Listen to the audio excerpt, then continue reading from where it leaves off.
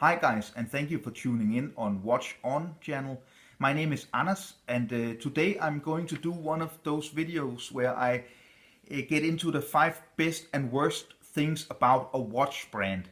I have previously done this about Tag Heuer, Omega and Rolex. And today I'm going to tell you the 5 best and worst things, the 5 things I hate or love, if you want to really put it on the edge, things I hate or love about Seiko. So Seiko watches is of course a brand everybody who's into watches know. And whether you're into higher end Swiss luxury watches, or you like the lower end, more entry level kind of watches, almost everybody at some point owned or still do own one or several Seiko watches. They are perfect entry level watch company, and also they do some watches that are perfect as beater watches or just fun watches for everyday life if you don't want to wear your higher end watches. So I think a lot of you guys can relate to Seiko watches, and that's why I'm going to do this video about the 5 things I hate and love about Seiko. And for this video I'm wearing the Seiko. This is the Alpinist, the kind of watch you're going to wear when you're climbing mountains and stuff like that. And I put it on this very nice NATO strap, a camouflage NATO strap, which I think is absolutely perfect to give this a kind of tool watch look, because it also has this the green face. So if you haven't seen the other videos, go back and find them in the archives. But let's get into the 5 things I hate the most about Seiko watches. And maybe hate is quite a hard word, but dislike at least. So the first thing, this is in no particular order, is all the homage watches they do. I really dislike that Seiko does kind of replica or copy watches of other watches. Of course, an homage watch is not a copy. It's still called Seiko, and it's fitted with their own movements and their own materials. But I think Seiko do so many very, very nice higher end and lower end watches that they don't need to do copies or homage watches to, for example, the Rolex. So one very, very bad homage watch they did was the SGF 206, which is basically a copy of the Rolex Datejust. Also, they did a watch called SSB025P1. This is also a very ugly homage watch. So for a company like Seiko with such a great history, such a great watchmaking history, and so many models and such a big market, why do a Rolex and Omega and whatever kind of homage watches they are doing? So that was the first point. The second, this is actually kind of relating to what I just said. They do too many models. But for example, a watch company like Rolex has done really to perfection is that they have very few models, and they don't release a bunch of new models each year, and also not release a bunch of new models in the different kind of watches. So not a bunch of different GMT masters every year. Seiko, for the Sumo or other models, they release a lot of different versions of these watches, and that's actually the second thing I dislike or hate the most about Seiko. They release too many different watch models each year, and it's impossible to navigate through the catalog of Seiko watches, because I don't even think they themselves know what they're doing. They just release a lot of different models, also because they have a lot of different markets. So this was the second thing I dislike the most. The third thing I dislike the most is the strap options on a lot of the watches they do. If you know Seiko, and you probably, if you buy Seiko, the Seiko SKX 007 or 009, you know the Jubilee bracelet that comes with that watch is absolutely horrible. It's one of the worst steel bracelets I have ever experienced with any watches.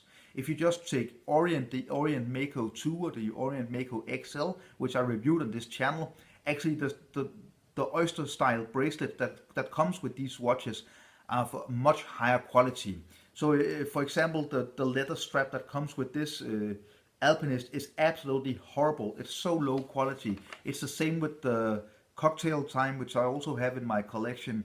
And the Saab Cocktail Time is called the Saab 065.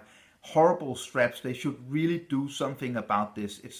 It's just, you have to go and spend $50 or 50 euros extra when you buy a Seiko watch because the strap options are horrible.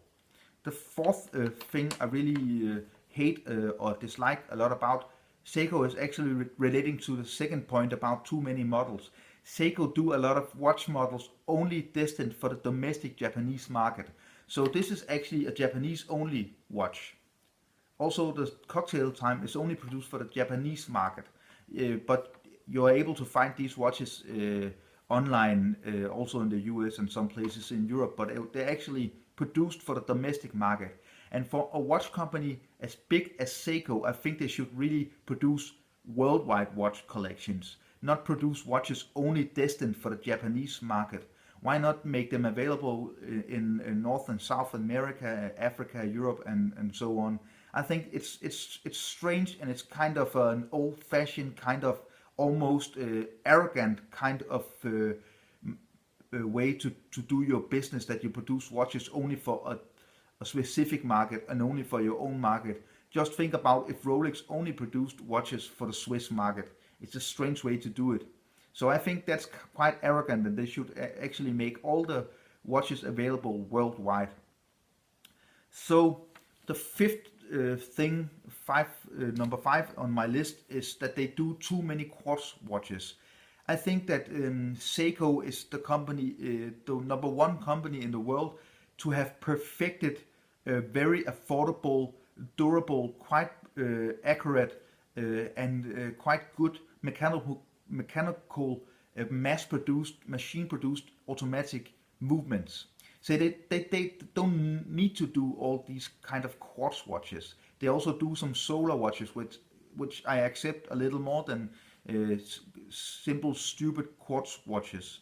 I think they should actually do a lot less quartz watches and develop the in-house very, very affordable mechanical movements to make mechanical watches even more widespread and widely available. So they should actually cut down on the quartz watches and do some more automatic. Quartz watches are just cheap, and Seiko has all the movements. They have the movements in-house to do more mechanical watches.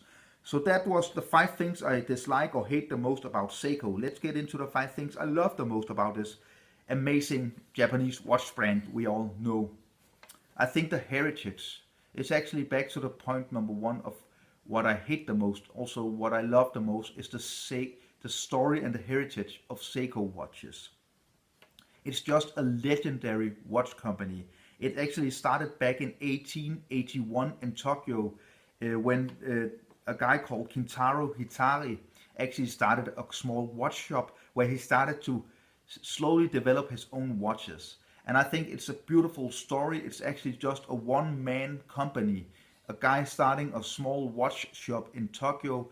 So I really love the story, and Seiko have a lot of amazing story and heritage to a lot of the watches. This watch goes back a long time in different versions. It goes back about 100 years. So this is the current model, but you can find models of the Alpinist which goes back 100 years. And you can find a lot of different watches with Seiko that has a beautiful story. Of course, the Grand Seiko, which is just the perfection of watchmaking. They actually put so much history and heritage into making these watches. Also the Cocktail Time, the Saab 065, which was designed by a cocktail bartender. So all of these stories and the whole story about Seiko being a Japanese, very old Japanese watch company, I think is amazing and beautiful. So that was the first point. The second point is that they make mechanical watches which are quite accurate, available to the masses. So Seiko is probably the best entry level watch brand you can find among all watch brands if you want to try out owning a mechanical automatic watch. So you can go and buy a Seiko 007 or 009 if you like diving watches. And you can try out if you like mechanical watches. And this you can do for $200 to $250 or euros. Also, if you want to go a bit higher, you can find this watch at around 400 American dollars or 400 euros. And then you get a really tough kind of tool dress watch. You can also find the Saab 065, which is a very special kind of party dress watch at around $400 or $500. So I really love that Seiko have managed to mass produce mechanical movements and make them widely available at very low prices, so everybody has a chance to get a mechanical watch and really grow with this whole crazy watch hobby. So a lot of people start with a lower end mechanical watch from Seiko and then they move up. And if you really want to go into high end, if you look at what they do with the high beat movements or the spring drive in the high end, the Grand Seiko line, absolutely amazing. But I will get into this. So that was the second point. The third point, and all of the things I love, also some of the things I hate, but that's how it is with someone you love. There's always some other side to the story. And actually, what I really hate, they have a lot of models, but I also love that Seiko got so big a line of watches that you can always find a lot of different stuff within the watch lines that you love, that you can use. So if you just wanted to make a 3-watch collection, you could do a perfect 3-watch collection just with Seiko. You could get the Seiko 009 for the diving watch. You could get this for the kind of explorer's watch or trekking watch or climbing mountain watch, because it has a lot of anti-shock resistance. And then you can get a cocktail time for your dress watch. You spend under $1,000 and you got a really nice 3-piece mechanical watch collection. So I really like that Seiko has such a big line and so many different models. Then you could always find something that suits your needs or something within a price range you can afford. So that's the third point. The fourth point was what I was talking about just a few minutes ago, and that's the Grand Seiko line. If you look at the Snowflake, the spring drive technology and also the high beat technology, absolutely landmarks within mechanical watchmaking. What they do with the engineering, with the movements, with the finishing, and with the dial finishing, with all the materials, this is high end watchmaking. This is definitely at one of the highest level. So if you compare a Grand Seiko to a Rolex or an Omega, I would say if you go just for putting price up against quality, I would probably advise you to choose a Grand Seiko, because what you get here is a watch that is 40 or 50% less expensive than a higher end Omega or Rolex, but you get an absolutely perfectly finished watch with a perfect movement.